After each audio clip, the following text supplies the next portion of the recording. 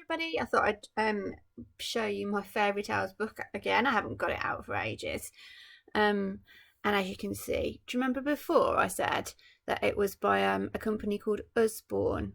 That's the publishers. Those are the people that have made the book, the actual physical book. And if you have a look inside, it says Usbourne Illustrated Fairy Tales. And it was designed by Nancy, oh gosh, I can't say her name, Leschnikoff. I think she might be from Russia or somewhere like that. And Helen Wood. Edited by Sarah Courtauld and Rosie Dickins. Right, so we're going to have a look at The Emperor and the Nightingale. And this is based on a story by Hans Christian Andersen. And Hans Christian Andersen is a very famous author when it comes to fairy tales. So let's have a look at The Emperor and the Nightingale. It said page 44. So let's have a look at 44, 41. It's the lovely prince from before. Right, The Emperor and the Nightingale. The Emperor of China lived in a palace full of treasures, which came from all over the world. He had beautiful paintings and glittering jewels, and even his dog wore a fine silk coat. Whoa, his dog's got a silk coat. This tells me he must be incredibly rich. Guys, do you know what an emperor is?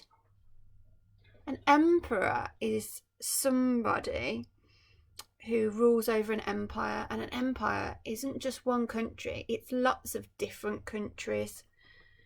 And he had beautiful paintings, and that's probably why some of them came from all over the world.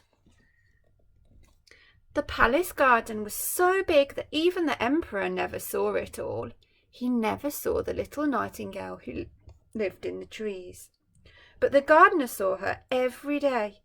He liked to listen to her singing. Her songs always made him smile. Chee chee cheer up! Chee chee cheer up! Have you heard any birds recently? There's a lot of birds at the moment singing in the morning because it's called the dawn chorus. And in the spring, a lot of birds sing very early in the morning when the sun just comes up. But this one's singing in the garden. I've heard lots of birds singing in my garden, and I've seen them flying around as well.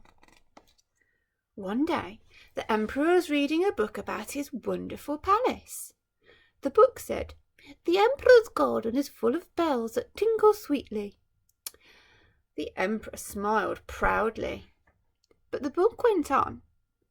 "The nightingale's song sounds sweeter than the bells."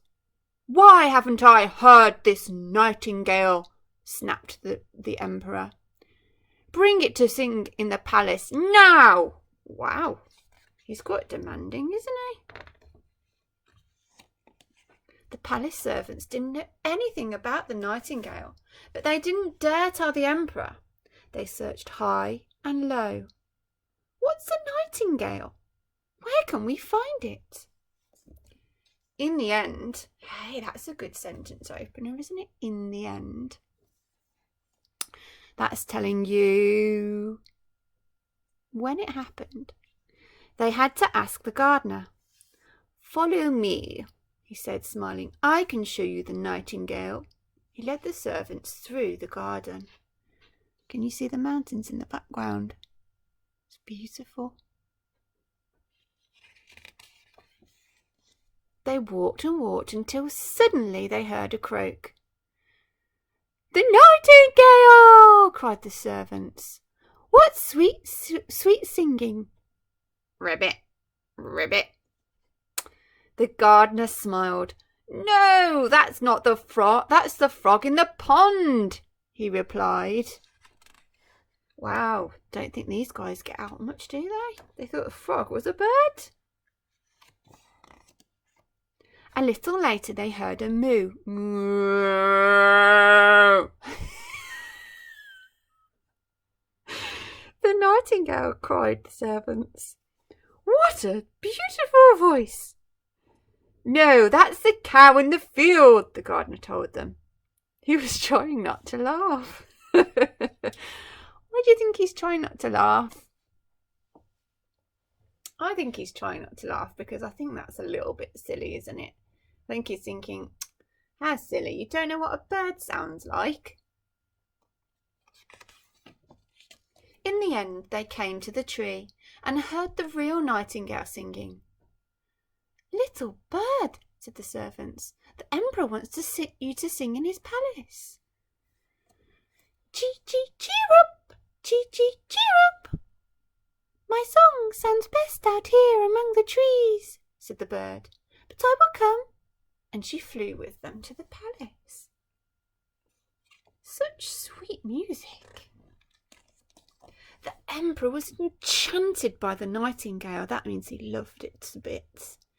He ordered her to stay and sing to him every day, but she missed living outside among the trees. Soon the little brown bird was famous. Even the Emperor of Japan came to hear her. Cheer up!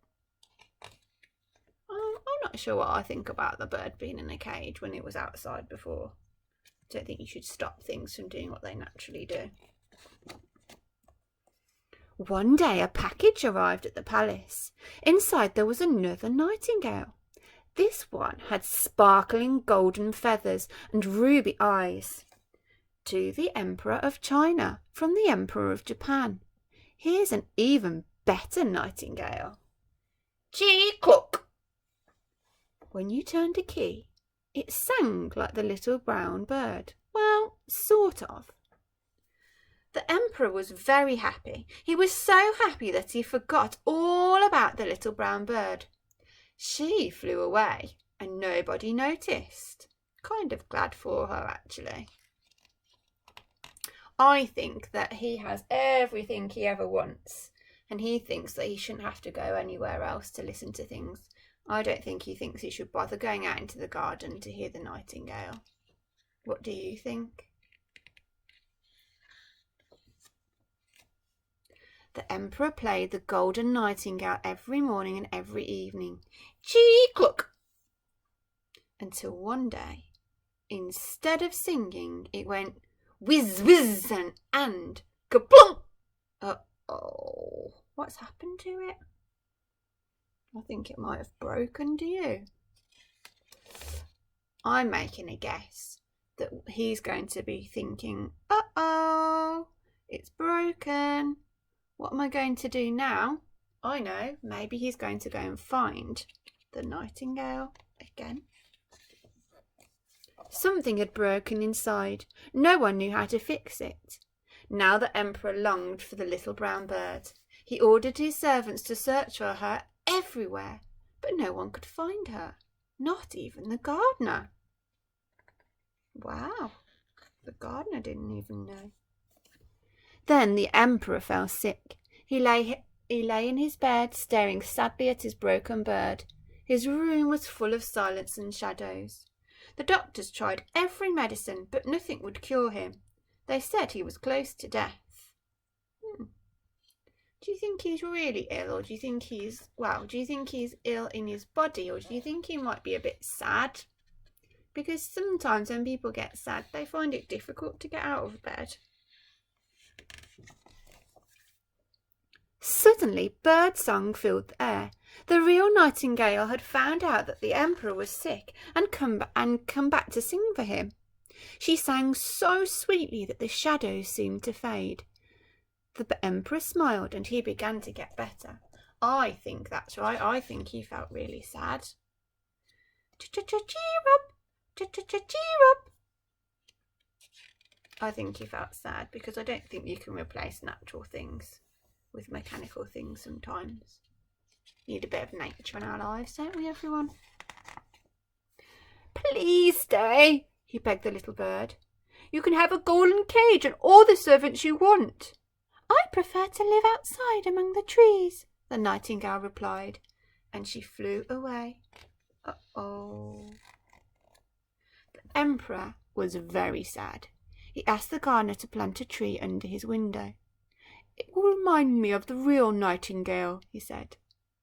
The gardener watered the tree every day, and it grew and grew. One day the Emperor heard something flutter past his window. He looked out. Cheer up! Cheer up!